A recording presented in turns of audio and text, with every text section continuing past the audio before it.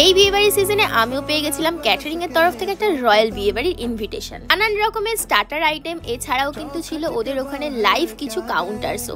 আর আমি ওখান থেকে প্রায় সব ধরনের আইটেমই কিন্তু গিয়ে ট্রাই করেছিলাম, যেগুলো খেতে কিন্তু দারুণ ছিল। ফার্স্টেই ফুচকা খেয়ে নিয়ে তারপর কিন্তু ওদের কাবাব, ফিশ ফ্রাই সবকিছুই কিন্তু ট্রাই করেছিলাম। পিজাটাও কিন্তু দারুণ খেতে ছিল। বিয়েবাড়ি মানেই কিন্তু গসিপ, গসিপ না করলে হয়? বন্ধুদের সাথে একটু গসিপ আর তার সাথে একটু চা কফিতে গলা ভিজিয়ে নিয়ে রয়্যাল কুক ক্যাটারারের কিন্তু বাকি কাউন্টারগুলোতে আমি চলে গেছিলাম চোখ বোলাতে। আরও কি কি ছিল ওখানে, কিন্তু খাবারের কোনো অভাবই ছিল না।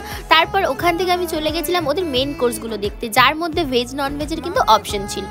স্যালাডের কাউন্টারে কিন্তু অনেক ধরনের অপশন ছিল। তারপর চলে গেছিলাম আমার ফেভারিট কাউন্টার, মানে ভাত, পাতুরি, চিংড়ি, চিকেন সব কিছু নিয়ে নিয়েছিলাম থালা ভর্তি করে, যেগুলো কিন্তু খেতে দারুণ ছিল। তারপর নিয়ে নিয়েছিলাম পোলাও আর মাটন কষা, আবার থালা ভর্তি করে। এত খেয়েও কিন্তু আমার মন ভরেনি। তারপর নিয়ে নিয়েছিলাম ডেজার্টের আইটেম। এদের এখানে কিন্তু একটা খাবার কিন্তু ছেড়ে আরেকটা খাবার খাবার অপশনই নেই, কারণ